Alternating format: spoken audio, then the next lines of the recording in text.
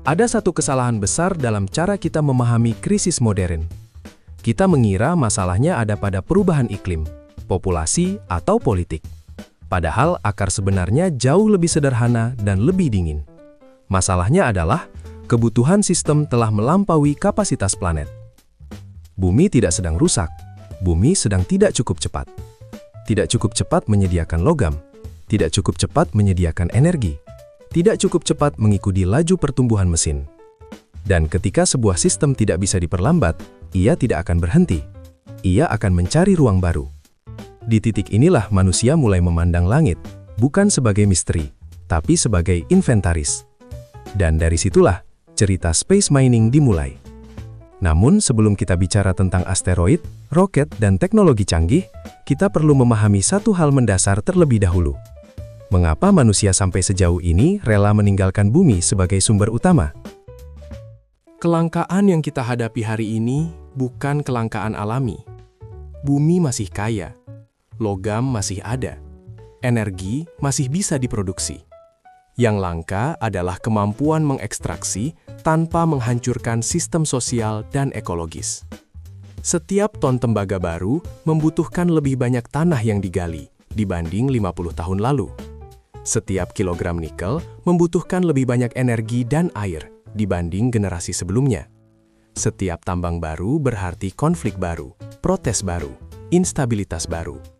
Masalahnya bukan pada logamnya, masalahnya pada biaya sosial dan politiknya.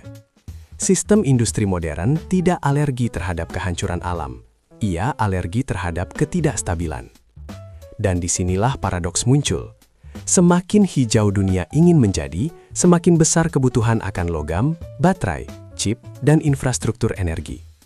Transisi hijau bukan mengurangi tambang, ia memindahkan dan melipat gandakannya. Ketika daratan mulai penuh resiko, sistem mulai melirik lautan.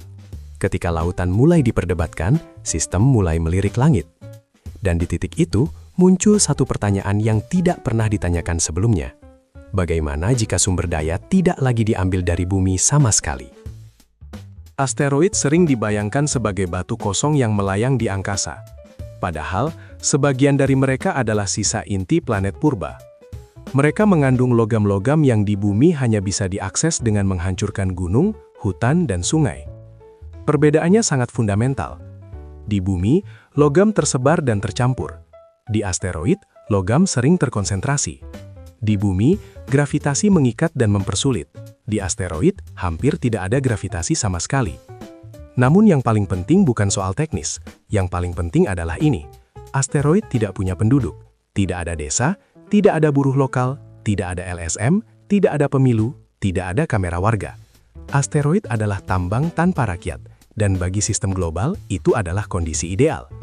Tetapi tentu saja, menambang di angkasa bukan perkara memindahkan alat berat ke orbit.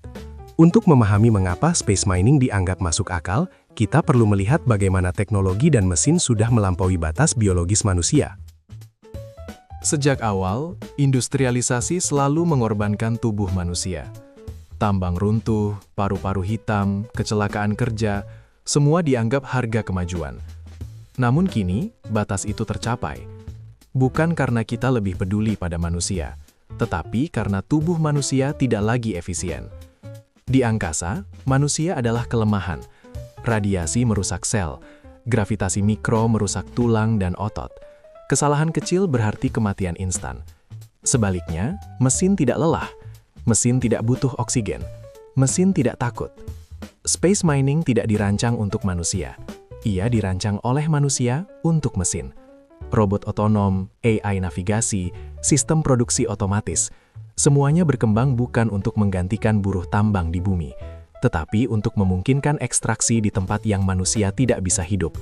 Dan ketika mesin menjadi aktor utama, pertanyaan berikutnya bukan lagi, bisakah kita menambang di angkasa, melainkan apa yang sebenarnya ingin kita ambil dari sana. Banyak orang mengira tujuan space mining adalah membawa logam langka ke bumi. Itu asumsi yang keliru. Sumber daya paling berharga di angkasa bukan platinum atau emas, melainkan air. Air bisa dipecah menjadi hidrogen dan oksigen, dan hidrogen serta oksigen adalah bahan bakar roket paling efisien yang kita miliki. Jika bahan bakar bisa diproduksi di orbit atau di asteroid, maka seluruh logika eksplorasi ruang angkasa berubah. Roket tidak lagi harus membawa bahan bakar dari bumi. Satelit tidak perlu dipensiunkan ketika bahan bakarnya habis. Misi jarak jauh tidak lagi bergantung pada satu kali peluncuran mahal. Air mengubah angkasa dari ruang kosong menjadi ruang logistik. Dan ketika logistik terbentuk, ekonomi akan mengikutinya. Namun ekonomi tidak pernah tumbuh tanpa hukum. Dan disinilah cerita space mining memasuki wilayah yang jauh lebih politis. Secara resmi, tidak ada negara yang boleh memiliki bulan atau asteroid. Itu tertulis jelas dalam perjanjian internasional.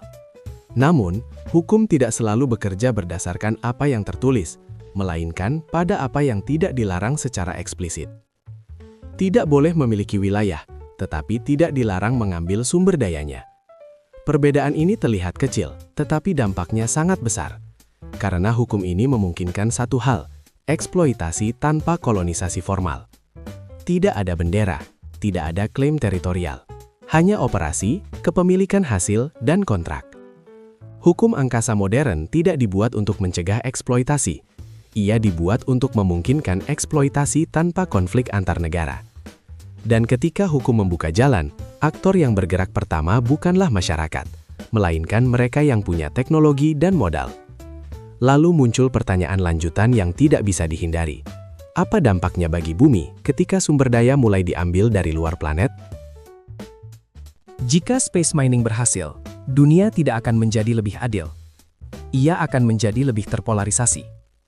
Negara yang bergantung pada ekspor mineral akan kehilangan posisi tawar. Harga logam bisa menjadi tidak stabil atau bahkan jatuh. Investasi tambang konvensional menjadi beresiko. Sebaliknya, kekuasaan berpindah ke mereka yang menguasai peluncuran, orbit, AI, dan sistem otomatis. Ini bukan akhir dari tambang di bumi. Ini adalah awal dari hierarki sumber daya baru. Bumi tetap digali, tetapi tambang angkasa menjadi lapisan atas sistem, mengendalikan harga, pasokan, dan arah teknologi. Dan di tengah semua ini, manusia biasa menghadapi kenyataan yang jauh lebih pahit. Space mining bukan pertanyaan masa depan. Ia adalah arah yang sudah dipilih. Bukan karena kita serakah, bukan karena kita ingin menjajah langit, tetapi karena sistem yang kita bangun tidak mengenal kata cukup. Langit bukan lagi simbol harapan, ia menjadi ekstensi logistik. Dan mungkin suatu hari nanti, bumi akan tetap ada, hijau atau rusak, tetapi pusat peradaban tidak lagi berada di atasnya. Pertanyaan terakhirnya bukan tentang teknologi, melainkan tentang posisi kita sendiri. Ketika tambang berpindah ke langit, manusia berdiri di mana?